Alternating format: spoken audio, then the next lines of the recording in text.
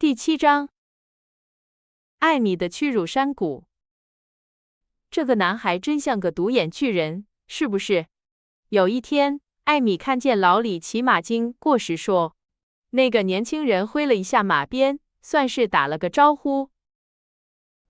他有2只眼睛，你怎么能这么说？而且长得很漂亮呢？乔抗议道，他不喜欢别人说他朋友的坏话。我没说他的眼睛，我不明白你为什么要生气，我只是称赞他骑马的姿势而已。天啊，你真是个傻瓜！你把他叫做独眼巨人，其实是想说他是人马。乔说着，放声大笑起来。好吧，你没必要那么讨厌。就像戴维斯先生说的，这是口误。艾米解释道。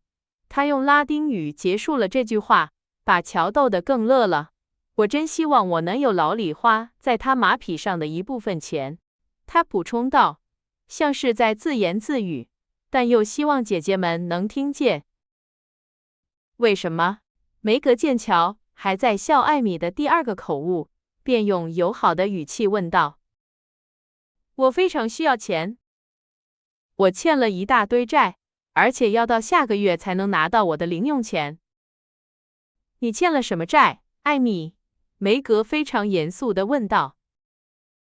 我至少欠了1打蜜饯酸橙，在我有钱之前还不清，而且妈妈禁止我在店里赊账买东西。给我解释一下，现在流行酸橙了吗？以前我们为了得到做球用的橡胶碎片而争吵。梅格努力保持镇定，因为艾米摆出了一副非常严肃认真的样子。所有的女孩都买酸橙，如果你不想被认为小气，就必须这样做。好像没有别的东西了，所有的女孩都在她们的课桌里吸着酸橙，课间休息时用它们换铅笔、玻璃戒指、纸娃娃或者其他东西。如果你喜欢一个女孩，就送她一个酸橙；如果你生她的气，就在她面前吃一个，而且不分给她。我们互相请客，我收到了很多邀请，但是我没能回请，我必须这样做，因为这是荣誉债，你们知道吗？你需要多少钱来还清你的债务，恢复你的好名声？梅格一边问，一边拿出他的钱包。1/4美元就够了，而且我还会剩下几分钱请你们。你们喜欢酸橙吗？不怎么喜欢。你可以留下我那份。拿着这些钱，好好用，因为我们不富裕，你知道的。哦，谢谢。有零花钱真是太棒了。我要好好吃一顿，因为我整个星期都没尝过一个酸橙。我不好意思请别人请我，因为我没办法回请，而且我现在非常想吃一个。第2天，艾米虽然上学迟到了，但还是忍不住带着一丝可原谅的骄傲，展示了她带来的那个湿漉漉的棕色纸包，然后才把它藏进课桌深处。在接下来的几分钟里，消息传开了，艾米马奇有24颗美味的酸橙。他在路上已经吃了1颗，而且他准备分给大家。他的朋友们立刻对他表现出过分的热情。凯蒂·布朗当场邀请他参加下一次的派对。玛丽·金斯利坚持要把他的手表借给他，直到课间休息。而一直嘲笑艾米没有酸橙的、说话尖刻的珍妮斯诺也和他化干戈为玉帛，主动提出帮他做几道特别难的算术题。但是艾米清楚地记得斯诺小姐那些尖刻的评论，说什么某些人虽然鼻子塌，却闻着别人的酸橙；虽然自命不凡，却为了讨要酸橙而忘记了自己的骄傲。于是他用一句令人沮丧的电报式短信摧毁了珍妮的希望。别费劲献殷勤了，我一个也不会给你。碰巧那天早上学校来了一位尊贵的客人，他称赞艾米的地图画得非常好。斯诺小姐看到她的敌人受到如此褒奖，气得火冒三丈，而玛琪小姐则比一只年轻的孔雀还要得意洋洋。但是不幸的是，骄傲之后往往是跌落，而满怀报复心的斯诺小姐成功地扭转了局势，并引发了灾难。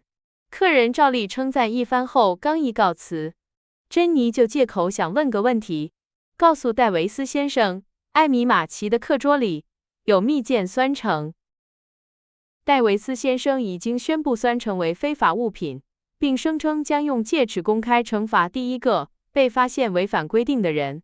他是个意志坚定的人，经过一场激烈的斗争，已经成功地禁止了口香糖，用没收的女学生的言情小说和报纸烧了一堆火，解散了一个私设的邮局，禁止了做鬼脸、起外号和画漫画，并尽其所能地约束着50个叛逆的女孩。孩子们确实会考验成年人的耐心，但女孩子则要难管得多，尤其是对于一个神经质、专制，而且教学方法比布林伯医生还差的男人来说。戴维斯先生精通拉丁语、希腊语、代数和其他科学，因此被认为是一位好老师。至于礼貌、道德、情感和榜样，则被认为无关紧要。举报艾米的那个时机糟透了，珍妮对此心知肚明。很明显，戴维斯先生那天早上喝了太多浓咖啡，刮来的东风加剧了他惯常的头痛，而且他的学生们也没有像他期望的那样给他争光。总之，可以说，戴维斯先生的心情坏透了，说得更直白些，就是像狗一样坏。酸橙这个词成了点燃导火索的火花，他气得满脸通红，狠狠地拍了一下桌子，珍妮便以惊人的速度回到了自己的座位上。姑娘们，请注意！命令的严厉语气使窃窃私语声立刻停止了。50双蓝色、黑色、灰色和棕色的眼睛顺从地望向那张可怕的脸。玛琪小姐，到我桌子前面来。艾米站了起来，表面上很平静，但内心却害怕极了。酸橙的重量压在她的良心上。把你课桌里的酸橙拿来，老师补充道。这个命令让他措手不及，他停住了脚步。别把他们都拿走，他的同伴，一个很有主见的年轻姑娘小声说。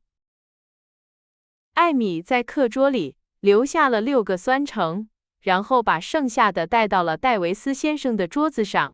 他相信，如果这个人有灵魂，就不可能抵挡住他们甜美的香气。不幸的是，戴维斯先生受不了蜜饯水果的味道，所以厌恶感加剧了他的愤怒。就这些吗？不完全是，艾米结结巴巴地说。立刻把剩下的都拿来。女孩无助地看了看她的同伴们，然后服从了命令。确定没有更多了吗？我从不说谎，先生。我明白了。现在拿起这些恶心的甜食，一次2个，把它们扔出窗外去。所有的学生都叹了口气，教室里仿佛吹过一阵微风。他们品尝那些想象中美味的希望都落空了。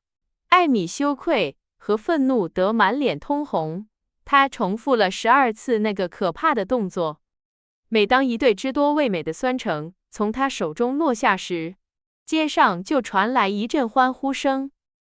这更增加了姑娘们的痛苦。她们知道那些爱尔兰孩子，他们公开的敌人，将会享用这顿美餐。这太过分了！学生们愤怒而沮丧地看着冷酷无情的戴维斯，甚至有一个特别喜欢酸橙的学生哭了起来。当艾米扔掉最后一对酸橙时，戴维斯先生清了清嗓子，用庄严的语气说：“姑娘们，记住我上个星期说的话，我对这件事感到抱歉，但我不能容忍任何人违反我的规定，而且我从不食言。马奇小姐伸出手来。艾米吃惊地睁大了眼睛，把手藏在背后，向她的老师投去恳求的一瞥。这比任何话语都更有说服力。老戴维斯，他们都这么叫他，很喜欢他。我猜想，如果不是另一个愤怒的学生忍不住发出一声抗议的嘘声，他很可能会高兴地收回自己的话。那声嘘声虽然很小，却激怒了这位易怒的绅士，并决定了罪犯的命运。把手伸出来，马奇小姐，他回答了他无声的恳求。因为他太骄傲了，不愿哭泣或请求原谅。艾米咬紧牙关，倔强地仰起头，坚忍地承受着手心上的击打。打的次数不多，力道也不重，但这并不重要。在此之前，从来没有人打过他。在他看来，这种羞辱就像被人一巴掌打倒在地一样严重。你将站在讲台上，直到课间休息。戴维斯先生补充道，他决心要把这件事进行到底。那太可怕了。回到他的课桌前，看到朋友们怜悯的表情，以及他为数不多的敌人脸上得意的神情，这本身就已经是足够的惩罚了。但是暴露在全班同学的目光下，蒙受耻辱，这真是太可怕了。有那么一瞬间，他想倒在地上，放声大哭，但是一种这样做不好的苦涩感觉和对珍妮斯诺的记忆帮助他保持了镇定。他站在那个耻辱的位置上，目光越过那片似乎是脸孔的海洋，凝视着火炉，一动不动，脸色苍白。他的同伴们在那个感人的小身影面前，觉得很难集中精神学习。在接下来的15分钟里，这个骄傲而敏感的女孩感受到了一种她永远不会忘记的羞耻和悲伤。也许其他人会觉得这件事可笑而无关紧要，但对她来说，这是一个艰难的时刻。在她12年的人生中，她只知道爱和呵护，从未受过这样的打击。然而，当一个念头刺痛她时，他忘记了手上的灼痛和心中的痛苦。我必须把一切都告诉家里，他们会很难过的，他想。那15分钟对他来说像1个小时那么漫长，但终于结束了。他从未像听到宣布课间休息时那样高兴过。当艾米离开教室走向门厅去取她的东西时，他投给老师的那一瞥，老师很久都不会忘记。他没有和任何人说话，并发誓再也不会踏进那个地方。他伤心地回到了家。当其他人后来到家时，大家聚在一起，尽情地表达了他们的愤怒。马奇太太没多说什么，但显得很伤心，并用最温柔的方式安慰了他的小女儿。梅格在受伤的手上擦了甘油，流下了眼泪。贝斯说，即使是他的小猫，也无法抚平这么大的痛苦。乔气冲冲地提议立刻去控告戴维斯先生。汉娜则紧握拳头，威胁着那个恶棍，并且在做土豆泥晚餐时，想象着自己正在碾碎那个老师。除了他最亲近的同伴，没有人注意到艾米的缺席，但是那些精明的小姐们观察到，下午戴维斯先生表现得更和善，而且显得有些紧张，这在他身上很少见。乔在快放学的时候来到了学校，他带着严肃的表情走向老师的桌子，递给他一封他母亲的信。然后他收拾好艾米的东西就离开了，临走前还在门口的擦鞋垫上擦了擦靴子上的泥，好像要抖落那个地方的灰尘。是的，你可以暂时不去上学，但我希望你每天和贝斯一起学习一会儿。马奇太太那天晚上说，我不赞成体罚，尤其是对女孩子。我不喜欢戴维斯先生的教学方法，而且我认为你最近交往的那些年轻姑娘对你没什么好影响，所以在送你去别的地方之前，我会征求你父亲的意见。太好了，我希望所有的学生都让他难堪，而且他那所破旧的学校会倒闭。当我想到那些美味的酸橙时，我觉得我要疯了。艾米叹了口气，摆出一副受难者的样子。我不认为他拿走你的酸橙有什么不对，你违反了一条规定，而且你应该因为不听话而受到惩罚。艾米没想到会得到这样的同情，她对这严厉的评论感到很失望。你是说，你很高兴我在全班同学面前受到羞辱吗？艾米喊道。我不会选择那种方法来纠正你的错误，母亲回答说，但我不知道一种更温和的方法是否会有同样的效果。你变得太骄傲自负了，现在是时候努力改正自己了。你很有天赋，也有很多优点，但没有必要炫耀它们。虚荣心会毁掉最好的品质。天赋和善良永远不会被忽视，即使被忽视了，知道自己拥有它们，并好好利用它们也应该足够了。美德因谦逊而更显光彩。没错，老李插话说，他正在角落里和乔下棋。我曾经认识一个女孩，她很有音乐天赋，但她自己并不知道。她不知道她独自创作的音乐有多么美妙，而且如果有人告诉她，她也不会相信。我真希望能认识那个女孩，也许她可以帮助我。我太笨了，贝斯评论道。他站在他旁边，饶有兴致地听着他的话。你认识他，而且他对你的帮助比你想象的要多。老李回答，他那双带着笑意的黑眼睛意味深长地看着他。那个年轻的女孩脸红了，用沙发上的一个靠垫遮住了自己的脸，被这意外的发现吓了一跳。乔让老李赢了那盘棋，以感谢他对他的贝斯说的那些好话。在那次恭维之后，无论他们怎么坚持，他都不敢为他们弹琴了。于是老李努力唱歌，而且唱得很好。他心情极好，因为在马奇姐妹的陪伴下，他很少会表现出性格中忧郁的一面。他一走，艾米，他整个晚上都在沉思，突然问道，好像刚有了一个绝妙的主意。老李是个有教养的男孩吗？是的，他受过良好的教育，而且很有天赋。如果不过分骄纵和关注，他会成为一个有用的人。他的母亲回答说。而且他不骄傲，对吗？艾米继续问道。一点也不，这就是为什么他如此讨人喜欢，而且我们如此爱他。我明白了，有天赋和优雅是好的，不好的是自高自大或以此自夸。